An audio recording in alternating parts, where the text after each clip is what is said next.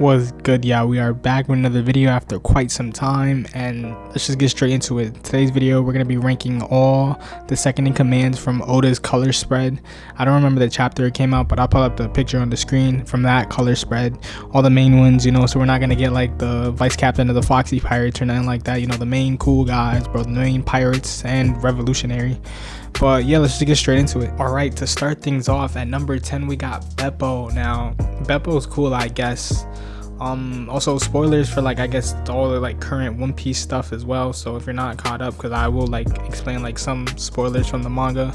When Law's crew and, you know, Blackbeard's crew, when they were, you know, boxing it out, Beppo, Penguin, and Sachi, I think that's the other one, they were doing their thing. I'm not gonna lie, but like I don't think Beppo specifically, he's not that tough. I mean, it's Beppo, bro.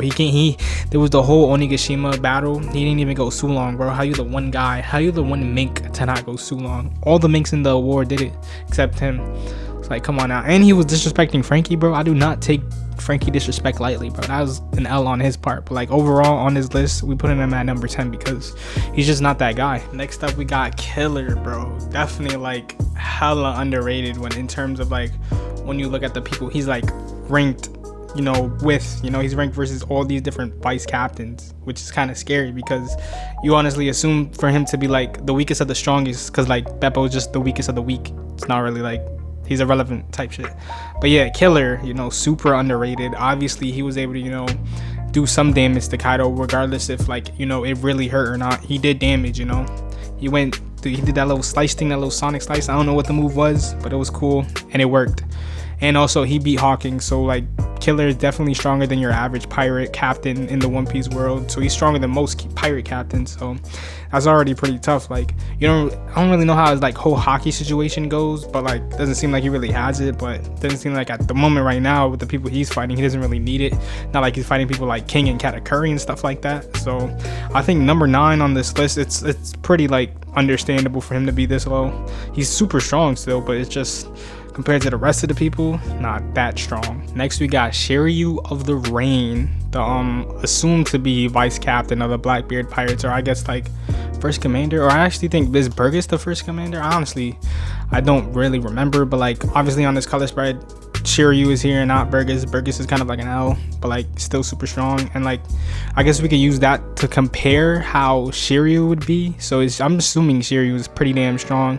He obviously has the invisible fruit from that one guy from Thriller Bark, and also he has a sword, so I assume he's nice with the sword. Most people, you know, that main swords are nice with it. He seems to be one person that mains it, kind of like, you know, he's a swordsman essentially. So I think he's pretty good, but again, not really that high on the list. So at number 8, yeah, he's just not that high because we haven't really seen anything. You can argue that Burgess is stronger than him or not, because, you know, Burgess, you know, being I guess technically the initial right hand of the Blackbeard Pirates, since he was there since day one, and you know Blackbeard, he always called him to do stuff like it, the flame fruit and different things like that. But Shiryu, he's on the list because he's on the poster or the picture. And yeah, right now from what we've seen, he just hasn't done anything crazy, but I'm sure he'll rank up higher and higher as the time goes on and as we get more One Piece content. Now these next few people is where things start to get a bit challenging when it comes to ranking these characters, because you got people like Rayleigh, Marco, and, you know, Zoro, Killer, Katakuri. That's the rest of the people we got here, and then obviously Ben Beckman. But see, like, where do we rank people like Marco and Rayleigh? Rayleigh, if we're talking prime Rayleigh, he gotta be number 1, because that's the right hand to the Pirate King, and nobody is on that Pirate King level yet. So I don't think nobody realistically can be on Rayleigh's level yet at the moment. Not even Ben Beckman, or Ben Beckman, he's probably like the closest to it, but I still don't know, because, you know, that's the Pirate King's right hand man, bro. And Roger was a different beast, so imagine how Rayleigh would be. But if we're talking Rayleigh now, current old retired Rayleigh, the Rayleigh that said he would lose to Blackbeard, I gotta put him at this next spot. I'm not talking current Rayleigh, because obviously he's put it at number 1. I think everybody could agree with that. But current Rayleigh, I just don't think he's it anymore. Or he's it, but just not it compared to these newer guys, bro. Because the next generation, they definitely level stuff up. So yeah, I'll put Rayleigh next. I swear, the higher we go on this list, the harder it is to rank these characters. Because next, I'm stuck in between Sabo and Marco now.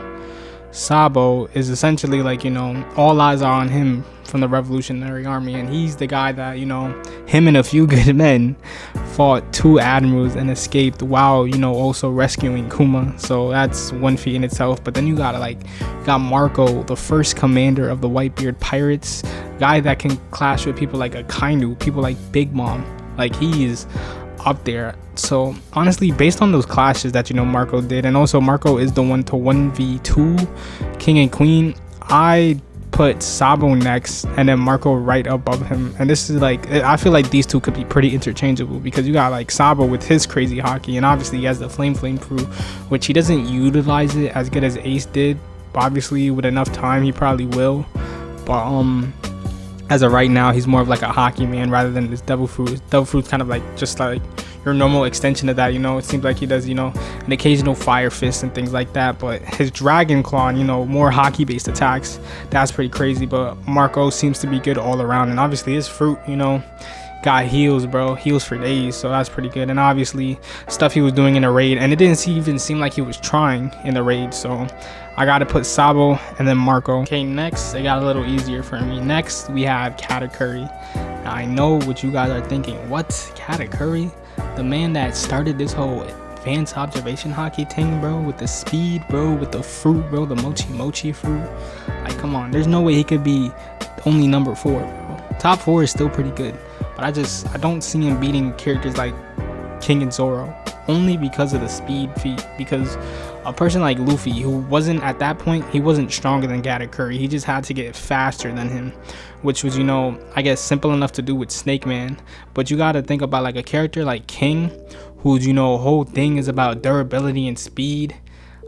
Like, he's taking 99% of the, not 99, maybe not 99, maybe like 85 to 90% of those hits from Katakuri, and he's, you know, not walking it off, but, you know, he's gonna be good. And then when you get to his speed, obviously he has the it was some sort of like pterodactyl dinosaur, I don't really remember the exact name, but he got that, which, so, you know, he can really zoom in the air. Obviously he's a Lunarian too, so his durability is pretty cracked, and he's fast as hell. Obviously, like, when his speed goes up, his durability goes down, but that's kind of like a win-win, because you're not gonna get hit if you're that fast, especially with somebody like Katakuri, which, you know, eventually at some point he's gonna get hit. Like, he got hit by Luffy, he'll get hit by King easily, and I feel like King has a higher output than Luffy did at that time.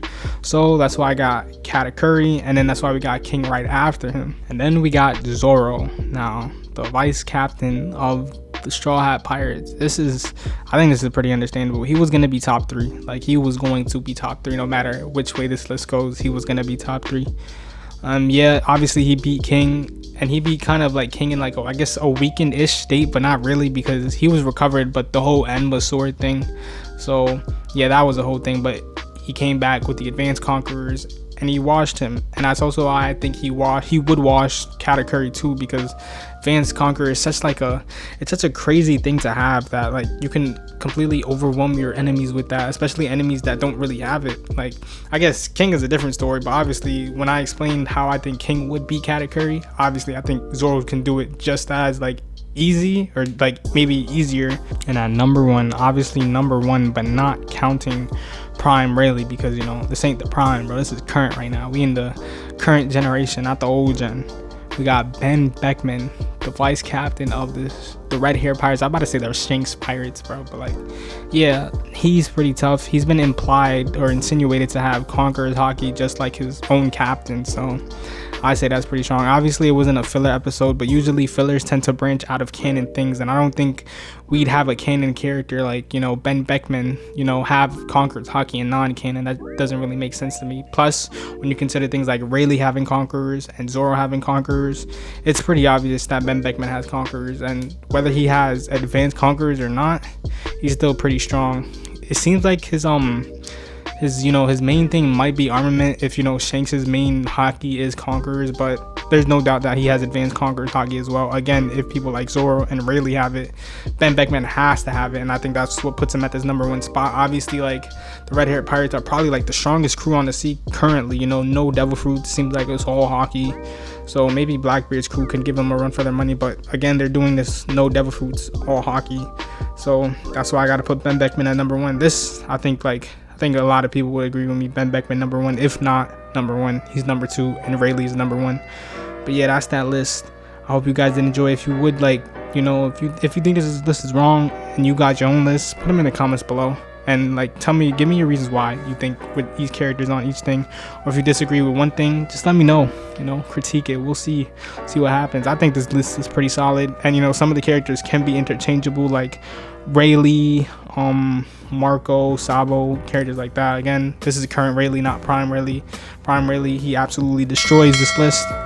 But yeah, hope you guys did enjoy, and I'll see y'all when I see y'all.